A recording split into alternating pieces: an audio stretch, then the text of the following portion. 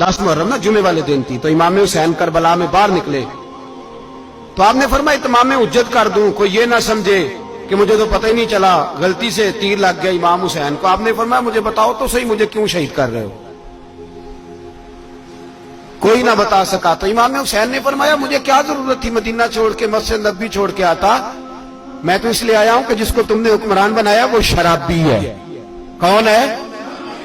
وہ رنڈیوں کا ناچ دیکھتا ہے، مجرے دیکھتا ہے، مجرے، وہ اللہ کے حلال کو حرام اور حرام کو حلال کہتا ہے، لہذا مسلمانوں کا حکمران بننے کے قابل ہے یہ امام۔ اور یہ میں آپ کو ایک نہیں، میں 20 تاریخوں میں دکھاؤں گا کہ یہی خطبہ امام حسین کا، کہ تم نے اللہ کے حلال کو حرام، حرام کو حلال کہا، شراب، زنا، جوا، بدکاری عام کر دی، لہذا یزید مسلمانوں کا حکمران بننے کا اہل ہے۔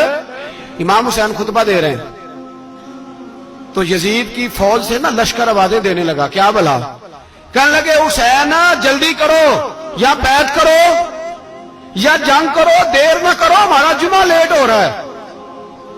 بلے ہو نمازیو، ہمارا جمعہ لیٹ ہو رہا ہے، جمعہ حسین کو شہید کریں گے، گردن کاٹیں گے، پھر جمعہ پڑھیں گے، نماز پڑھیں گے، اور نماز میں کہیں گے اللہم صلی علی محمد وعلی، یہ نمازی ہیں، اہل بیت کی گردن پہ چھری چلائیں گے، پھر نماز پڑھیں گے اور کہیں گے اللہم صلی علی محمد وعلی، بلے ہو نمازیو۔ علامہ ہزاروی کہا کرتے تھے بلے ہو نمازیو، کیسے نمازی ہو کہ اہل بیت کی گردن پہ چھری اور ساتھ ہی اللہم صلی علی محمد وعلی، یہ کیسے نمازی ہو؟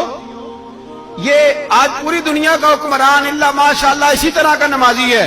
وہ کہتا میری فوٹو دیکھی نہیں، میں نے عید پڑھی ہے مسجد میں، دیکھا نہیں فوٹو لگی ہوئی تھی، میں نے بھی عید پڑھی ہے، جمعہ پڑھا نہیں میں نے، میرا بھی ابا فوت ہو جائے تو جنازہ پڑھتا ہوں، مولوی مجھے مسلمان کیوں نہیں مانتا؟ میں نے کہا یزید کو کیوں نہیں امام حسین نے مسلمان مانا؟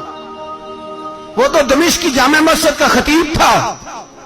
امام حسین نے سبق دیا ہے، سبق کہ زانی شرابی کو حکمران بنایا جا سکتا